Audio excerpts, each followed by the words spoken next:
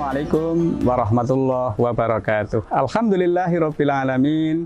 Nahmaduhu wa nasta'inuhu wa nastaghfiruh wa na'udzu billahi min syururi anfusina wa min sayyiati a'malina. May yahdihillahu fala mudhillalah wa may yudlil fala hadiyalah.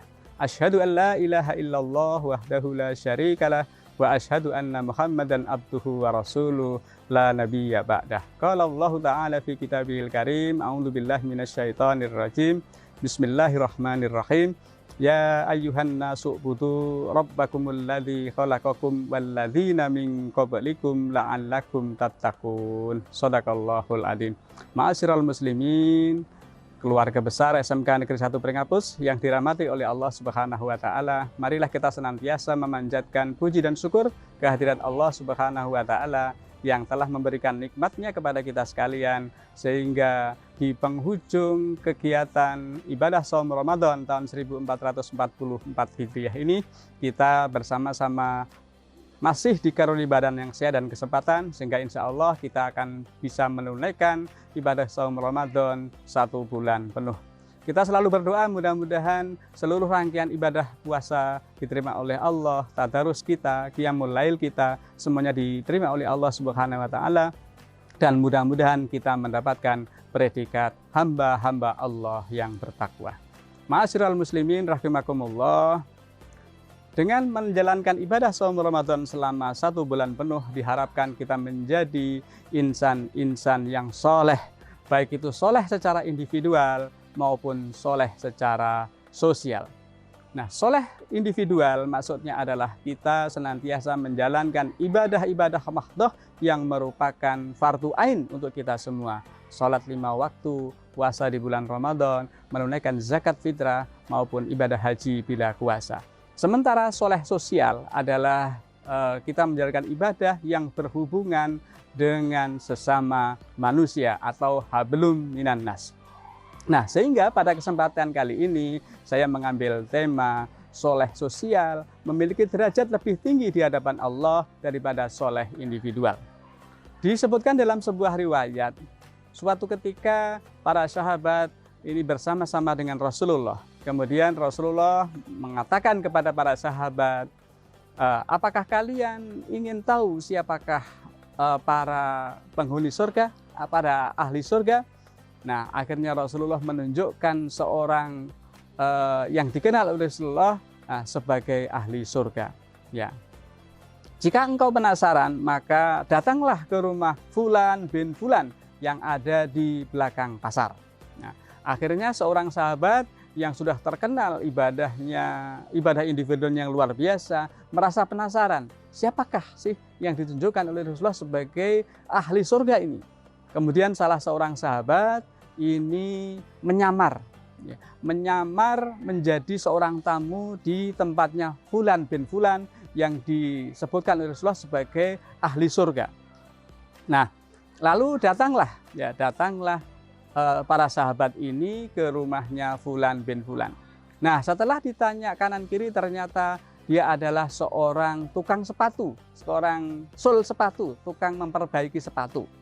Nah, kemudian dia mengikuti bagaimana gerak-gerik si Fulan ini di setiap harinya.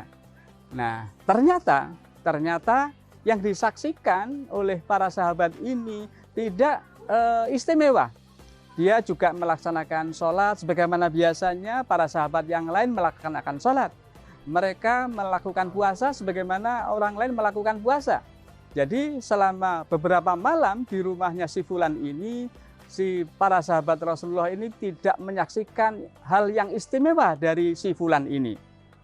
Nah, tetapi Rasulullah sudah mengatakan bahwa si Fulan ini adalah calon penghuni surga. Dialah ahli surga. Nah, kemudian si sahabat Rasulullah ini bertanya lebih jauh, wahai Fulan, Anda telah disebutkan oleh Rasulullah sebagai penghuni surga, sebagai calon penghuni surga. Nah, dapatkah Anda menyebutkan kepada kami semua apa keistimewaan ibadah Anda kepada kami sehingga dirimu dinobatkan oleh Rasulullah Muhammad SAW sebagai calon penghuni surga? Akhirnya si fulan tadi menyampaikan kepada para sahabat, wahai sahabat Rasulullah, ibadahku biasa-biasa saja, sebagaimana kalian. Tetapi saya sudah punya komitmen bahwa separuh dari rezeki saya, separuh dari hasil saya untuk memperbaiki sepatu, ya saya infakkan, saya nafkahkan kepada seorang janda yang ada di sebelah rumah saya, yang seorang janda tersebut sudah ditinggal mati suaminya dan tidak memiliki pekerjaan. Sehingga seluruh penghasilanku di dalam bekerja menjadi seorang sul sepatu, ini aku infakkan kepada sang janda tadi untuk membiayai anak-anaknya. Nah, Ma'asyiral muslimin rahimakumullah, ternyata nilai dari kepedulian sosial kepada sesama muslim ini derajatnya lebih tinggi ya dibandingkan dengan soleh secara individual. Dikala kita melakukan sholat, dikala kita melakukan puasa, dikala kita melakukan sholat sunnah di malam hari, itu sejatinya hanya untuk diri kita sendiri. Sementara dikala kita berinfak, kita menyantuni anak yatim, kita peduli kepada sesama, itu kesolehan itu dirasakan pula oleh saudara-saudara muslim yang lain. Nah, oleh karena itu ibadah puasa selama 1 bulan penuh ini mendidik kepada kita semua untuk menjadi seorang yang soleh, baik itu soleh secara pribadi maupun soleh secara sosial. Nah, oleh karena itu mari kami mengajak kepada kita sekalian, mari kita istiqomahkan ya ibadah harian kita soleh secara pribadi maupun kepedulian kita kepada sesama.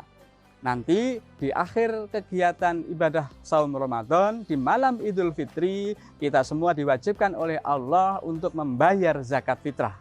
Nah, membayar zakat fitrah ini salah satu ibadah sosial, yakni membangun kepedulian kepada sesama muslim di antara kita. Nah, mudah-mudahan dengan sedikit tema ini bisa menggugah kita sekalian, kita menjadi pribadi-pribadi yang soleh, baik itu soleh secara individual maupun soleh secara sosial.